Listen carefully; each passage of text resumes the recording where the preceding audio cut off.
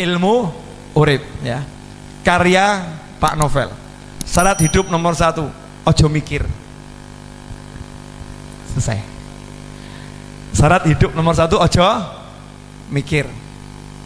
Nanya, pernah puyeng ngadepi kehidupan?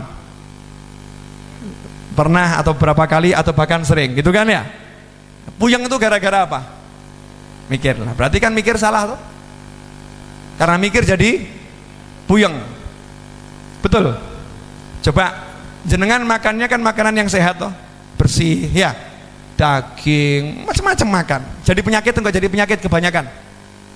Jadi penyakit. Orang gila makannya makanan kotor, sakit atau sehat? Sehat. Kenapa? Orang gila nggak mikir. Betul kan? Tapi kalau kita mikir, tanya sama polisi, kasus kecelakaan di jalanan itu akibat orang gila atau orang yang mikir? Mikir. Kalau Anda ngebut, Anda tidak mikir mesti selamat. Tapi ngebut mikir, ragu-ragu nabrak. Ragu-ragu nabrak. Makanya orang gila nyebrang itu hampir nggak pernah ketabrak. Orang waras nyebrang banyak yang ketabrak. Kenapa? Orang gila nyebrang nggak pakai mikir. Mau nyebrang, nyebrang saja. Gila. Hasilnya, subhanallah, yang lain ngerem, yang lain menghindar, dia selamat. Karena dia nggak mikir. Nah, kenapa orang gila taat aturan Allah? Hidup jangan mikir. Kenapa jangan mikir? Karena sudah dipikirkan oleh Allah yang maha memikirkan. Ngapain ikut campur mikir? Jelas? Jadi apa? Ojo mikir. Lah penjabaran ojo mikir. Penjabarannya. 1, saya mau nanya. Saya kesini datang sendiri atau diundang saya? Diundang, betul. Begitu datang ditaruh di mana? Di sini atau dimasukkan kamar? Masukkan kamar, so istirahat. Betul kan ya? Disuguhin. Kenapa disuguhin? Karena saya diundang. Bapak Ibu diundang, ini di depan diundang, dikasih suguhan. Betul atau betul? Disiapkan kursi untuk duduk. Betul. Sekarang saya mau nanya, yang ngundang jenengan ke muka bumi siapa? Yang nempatkan Anda, nempatkan saya di bumi ini siapa? Siapa yang nempatkan? Nah, kalau kita di sini aja dimuliakan sama yang ngundang, betul kan? Lah yang ngundang kita siapa? Nanya, yang ngundang kita siapa di muka bumi? Yang meniupkan ruh itu di muka bumi ini jadi manusia siapa? Yang datangkan kita ke muka bumi siapa? Lah kira-kira Allah jamin enggak kehidupan kita di muka bumi? Lah kenapa Anda masih mikir dan ragu? Kurang ajar kan? Wa ma min dabbatin fil ardi illa 'alallahi rizquha. Beb, nyatanya banyak yang susah gara-gara dia menyalahi aturan, mikir. Enggak boleh mikir, jalan aja hidup ini, jangan dipikir. Contoh ya. Contoh sederhana. Allah udah nyiapkan semuanya. Ya, kita nggak usah mikir. Kalau kita mikir jadinya nggak bagus. Begini loh ya. Misal saya datang gini. Nah, Bib, ini ada tempat istirahatnya enggak, Bib? Tempatnya royet enggak? Zen enggak tempatnya? Kira-kira gawa ada enggak? Kopi ada enggak? Teh ada enggak, Bib? Kira-kira gimana? Saya nanti kalau pengen teh bisa dapat enggak? Saya ngomong gitu terus. Habibnya nyaman enggak? Enggak nyaman. Dianggap saya ini orang yang benar atau enggak benar nih? Enggak benar karena meragukan yang ngundang. Betul kan ya? Kalau bahasa lain, bahasa Jawa, kalimat cetok, kurang ajar kan begitu ya? Enggak tahu diri. Itu baru kepada beliau. Lah kepada Allah Ta'ala, Gusti ya Allah, pripun ya Allah, ini besok mau makan apa ya Allah ya, ini gimana ya Allah, ini bayar SPP gimana ya Allah, ini nanti urusannya gimana ya Allah ya. Kan aku udah bilang, wa ma min dabbatin fil ardi illa 'alallahi rizquha. Udah aku jamin dan aku umumkan. Ngapain kamu meragukan aku? Masih ragu, ya silahkan mumet. Akhirnya Allah marah. Wis gak usah kei kopi, gak usah kei teh, kan mikir dewe. Paham enggak? Jangan mikir. Yang kedua, masalah itu tidak ada. Jadi kalau orang hidup mengeluhkan masalah terus, berarti orang itu mati, nggak hidup. Masalah itu tidak pernah ada, tidak ada masalah. Bib, nyatanya ada masalah, nggak ada. Contoh, ada orang punya utang, masalah nggak? Masalah kalau nggak bisa bayar. Betul kan? Kalau bisa bayar, jadi masalah? Enggak. Ada orang jatuh, masalah enggak? Masalah. Tapi kalau bisa bangun, gak jadi masalah. Setiap masalah kalau ada solusi namanya bukan masalah. Betul kan? Nah hebatnya Allah tuh, Allah kasih masalah gak pernah gak ada solusi. Masalah selalu udah ada solusi di dalamnya.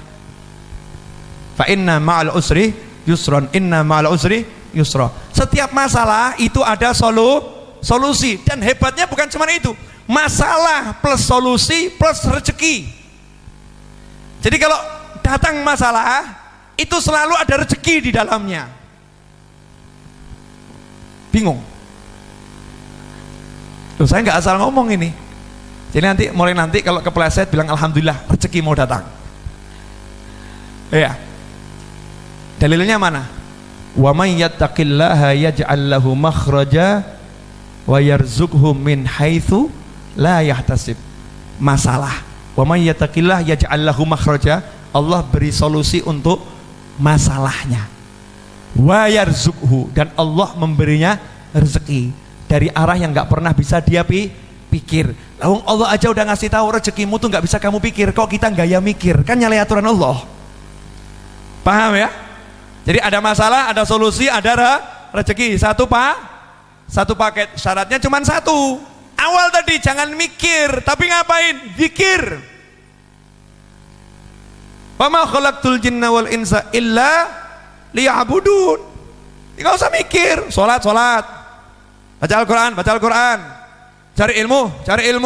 Senangkan orang tua. Senangkan anak. Senangkan pasangan hidup. Silaturahim. Waktu ke pasar, ya ke pasar. Kerja, ya kerja. Jalani aja aturannya Allah. Enggak usah mikir, nanti sistemnya Allah yang akan kerja. Selesai masalah. Nah kita kan enggak, takwanya hilang, mikir masalah, mumetoh, silahkan puyeng, silahkan pusing. Saya mau nanya, ini ilmu yang terakhir ini murah atau mahal? Murah, nggak bayar gratis kok ya, nggak bayar gratis. Ya, jadi nggak usah dipikir dan masalah itu tidak ada masalah. Makanya orang-orang soleh nggak pernah merasa bermasalah, apapun masalahnya nyantai aja dia. Kenapa? Oh yang ngasih masalah Allah kok, kita yang menyelesaikan, kan bodoh. Yang ngasih masalah siapa? Allah. Masa kita yang mau menyelesaikan? Bisa menyelesaikan masalah yang ngasih Allah. Baru masalah yang ngasih orang yang agak kuat aja kita bingung, gitu kan ya? Nah kalau masalah yang ngasih Allah bisa kita menyelesaikan? Gak bisa, ya biar Allah yang menyelesaikan. Biar Allah yang menyelesaikan. Sepele, simple, sederhana. Yang terakhir, sudah satu jangan mikir, yang kedua masalah itu tidak ada. Nah ini yang terakhir, bagian yang paling menyenangkan dan bagian yang paling enak. Sebetulnya keburukan itu nggak ada. Kok lihat saya gak enak semua, kenapa nih? Buruk nggak enak itu nggak ada. Karena Allah nggak akan memberikan kita keburukan dan ketidakenakan, meskipun zahirnya buruk, gitu. Zahirnya nggak enak. Maka dikatakan al khair wasyarr bimasyiatillah. Baik dan buruk itu kehendaknya Allah. Sedangkan Allah tidak berkehendak untuk memburu-burukan hambanya. Semua baik, hambanya saja yang bermasalah. Saya kasih contoh boleh? Bu, punya suami ganteng nikmat atau enggak nikmat? Nanya, punya suami ganteng nikmat atau enggak nikmat? Jawabnya lama kan? Kenapa? Dalam benak seorang istri enggak ada suami ganteng kalau masih lihat kegantengan orang lain. Betul kan?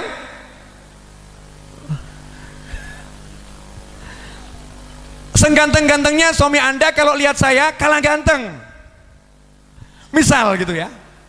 Ada orang gitu, seganteng-gantengnya suami Anda lihat saya kalah ganteng, karena orang yang ngomong itu gantengnya luar biasa. Lah kalau hidupnya cuma lihat orang ganteng, suaminya jadi jelek. Suaminya jadi jelek. Akhirnya dia pulang ke rumah ketemu orang jelek. Akhirnya pulang ke rumah merasa punya suami yang jelek. Akhirnya pulang ke rumah merasa dirinya rugi menikah dengan suami yang seperti, ya Bu ya. Padahal punya suami jelek itu syukurnya double. Kenapa? Perempuan lain gak ada yang mau. Karena suaminya jelek. Sama suami punya istri kok jelek. Punya istri jelek. Lihat istri orang lain kok cantik, lihat wanita lain kok cantik. Semakin lihat yang cantik-cantik, yang udah nyata-nyata jelek ini semakin jelek. Gak usah pakai lihat yang lain aja udah jelek, apalagi lihat yang lain jadinya jelek. Betul. Nah, ada satu aturan hidup yang kita langgar. Udah diperingatkan sama Nabi, aturan hidup. Urusan dunia ini ya, ganteng, sugih, melarat, sehat, sakit, urusannya begitu-begitu. Jangan pernah lihat yang lebih sukses, dan bahkan jangan pernah lihat orang sukses. Suruh lihat orang yang susah. Itu aturannya Nabi. Lihat aja yang lebih susah, udah itu aturan Nabi. Kalau kita langgar aturan ketiga ini, habis semua hidup kita. Contoh, ada orang kakinya patah. Itu nikmat atau enggak nikmat? Baik atau buruk? Buruk kan? Kenapa dia lihat buruk? Karena dia lihat orang yang kakinya tidak patah. Karena dia lihat orang yang sehat, maka dia lihat yang namanya kaki patah itu buruk. Tapi coba kalau lihat orang yang punya kaki cuman separuh, kakinya dia patah, terus dia lihat masuk kampung kakinya orang itu hilang semua, separuh tok ini. Dia bilang apa nih? Alhamdulillah, kaki saya dua, cuman yang satu patah. Ini satu kampung nggak punya kaki. Alhamdulillah. Dia jelek, ternyata ketemu orang yang nggak punya hidung. Alhamdulillah saya jelek, tapi wajah lengkap daripada yang itu tuh nggak punya hidung. Begitu dia lihat yang lebih jelek, lihat yang lebih susah, lihat yang lebih sakit, maka yang dia alami itu jadinya nikmat. Makanya saya katakan buruk itu nggak ada. Allah ngasih baik, cara kita lihat saja yang salah. Cara lihatnya salah. Urusan dunia jangan lihat yang atas, lihat yang bawah. Maka nunduk terus urusan dunia ini. Ya, mau menundukkan pandangan itu bukan cuma menundukkan pandangan dari wanita atau dari pria. Nundukkan pandangan kan dari syahwat, maksudnya itu. Syahwatnya ini loh ditundukkan, termasuk melihat yang lebih. Tundukkan, lihat aja yang susah. Hasilnya hidup akan menjadi nikmat. Itu ilmu urip yang saya pelajari sampai usia 41 kurang dikit.